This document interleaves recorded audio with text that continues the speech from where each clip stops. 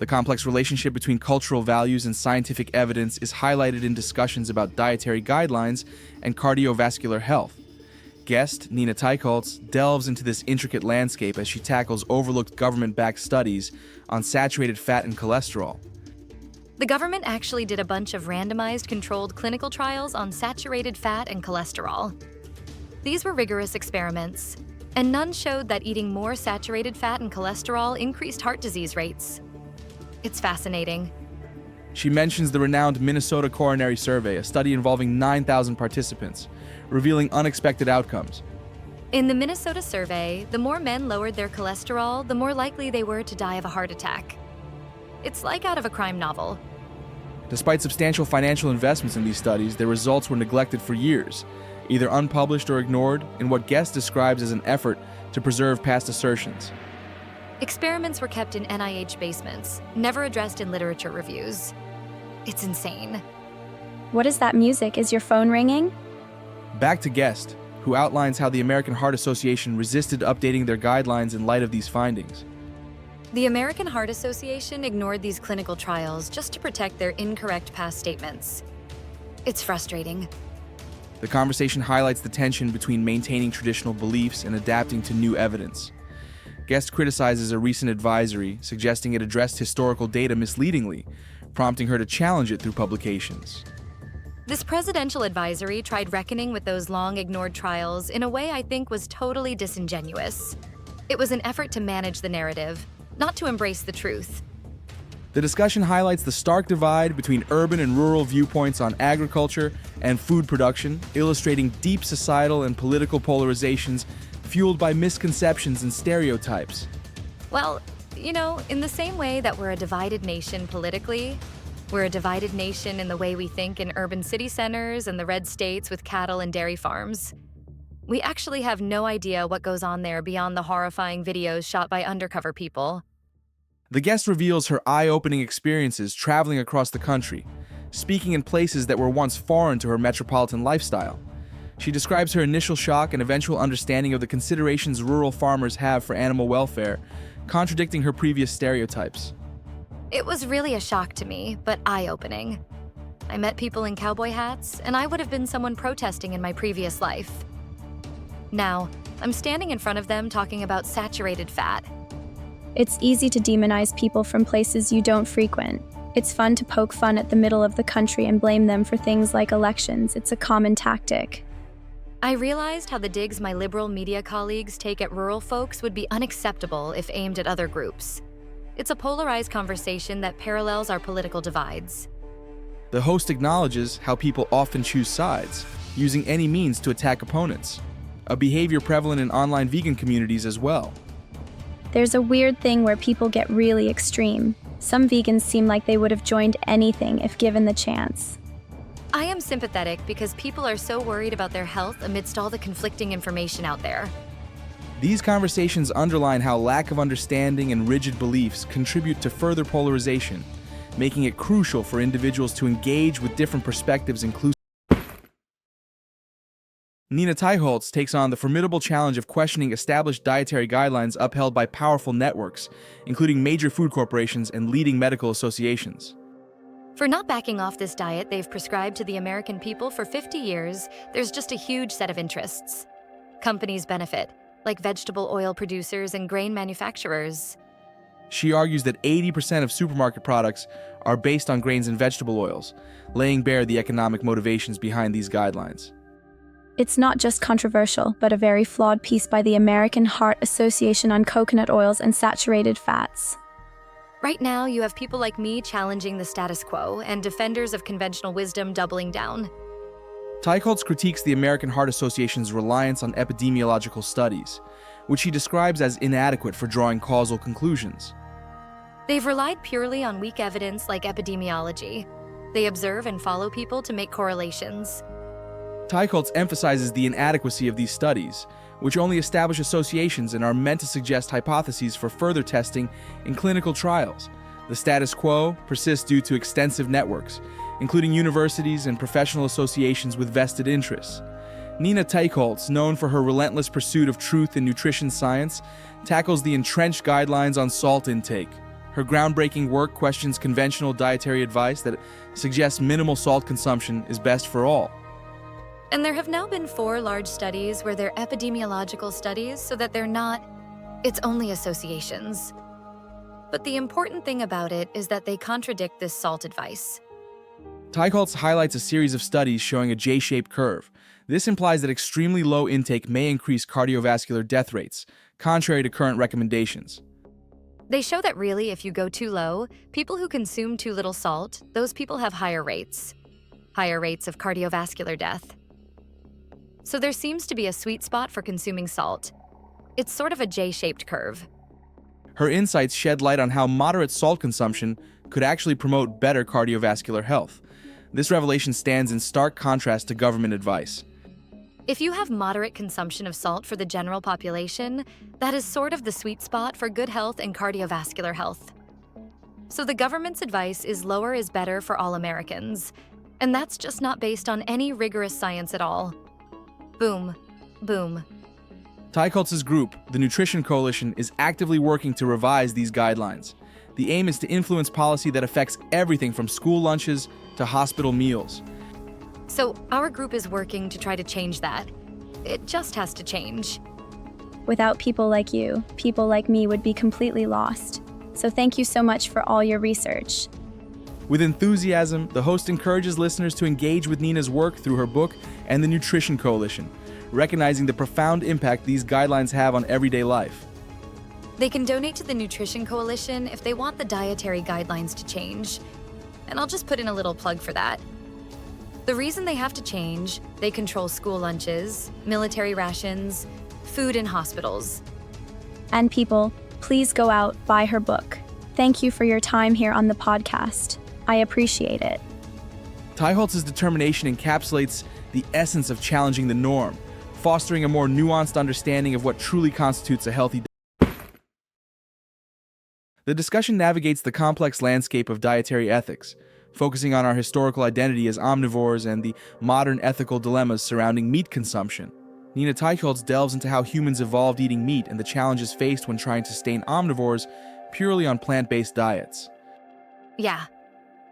And I think that there's also, a deep discomfort with the fact that, for many people, any sentient person, we evolved eating meat, right?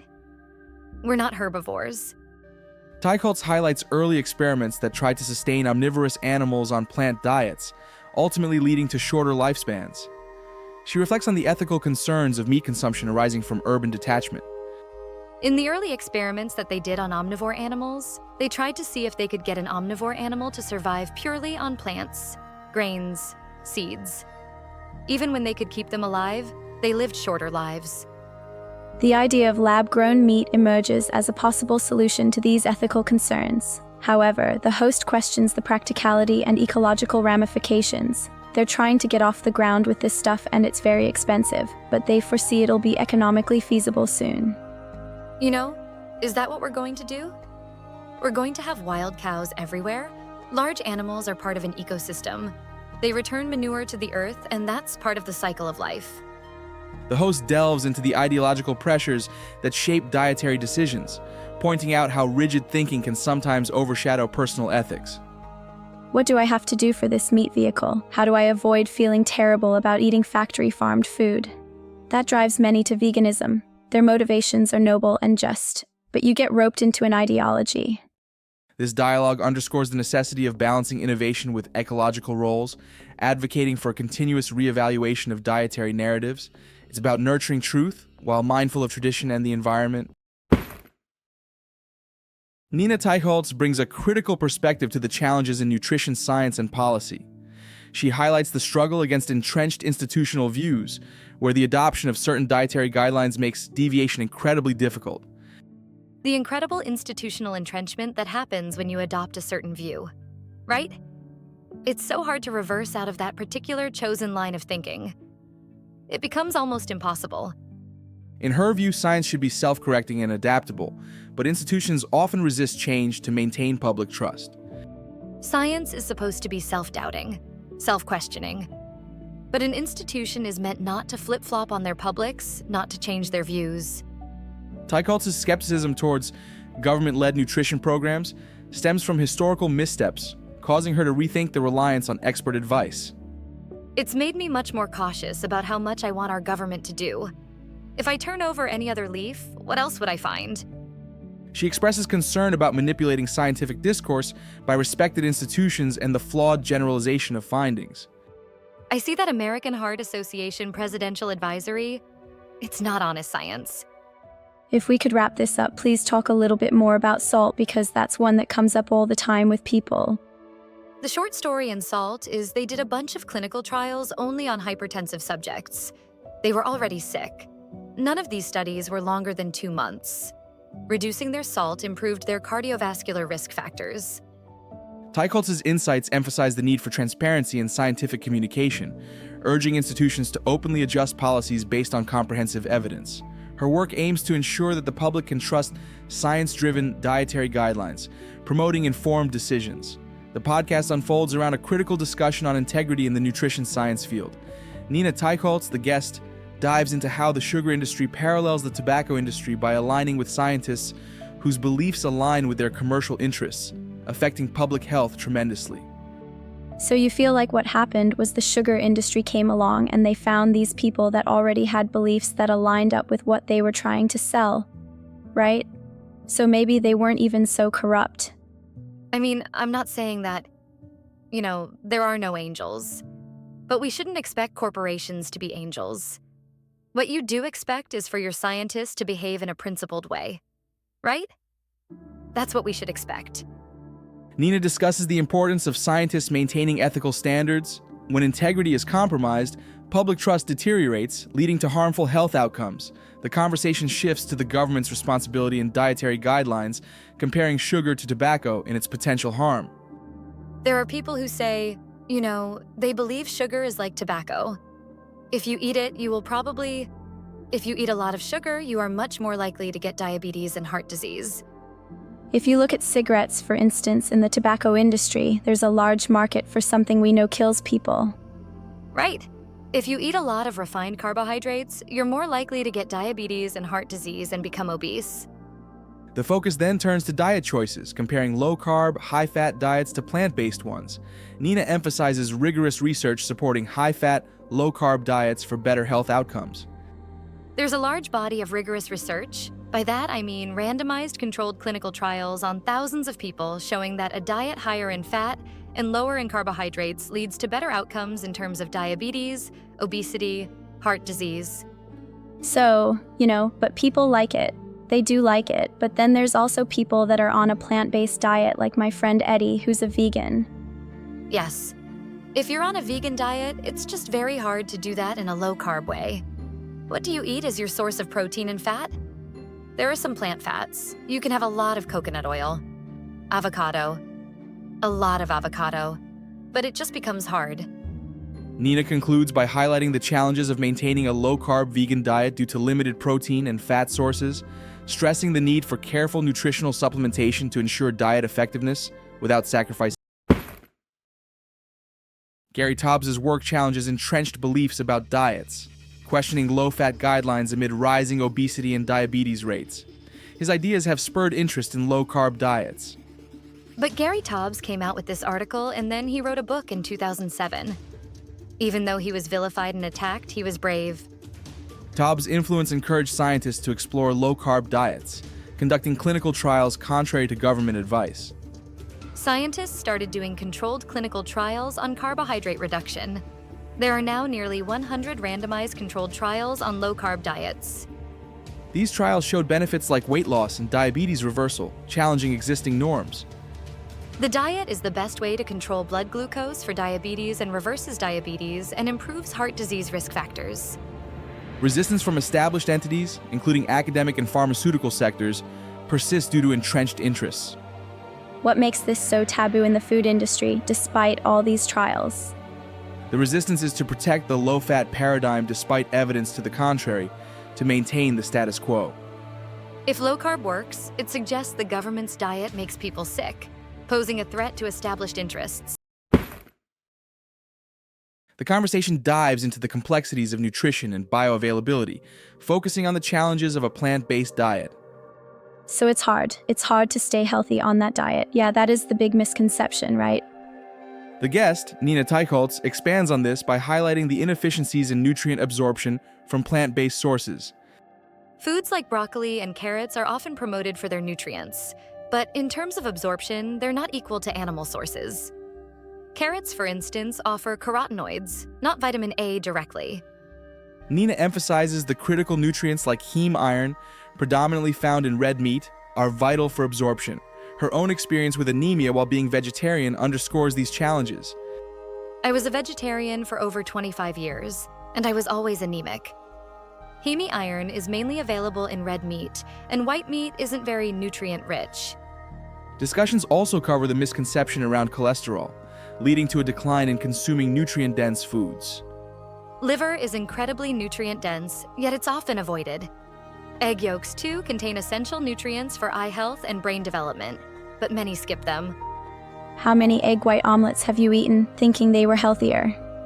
Nina challenges the audience to reassess food guidelines that may lack solid scientific evidence. She argues these broad trends have led to nutritional gaps. You'd need to eat a studio full of spinach to match the iron in just a few ounces of meat. And you'd consume a ridiculous amount of beans and rice for your protein. By understanding the importance of food, bioavailability, the need to realign dietary practices becomes clear. Nina Teicholz delves into the often misunderstood world of cholesterol and fats. These nutrients, foundational to human physiology, are frequently mischaracterized as harmful. However, she emphasizes their indispensable role. So, we eliminated these foods. It's ironic.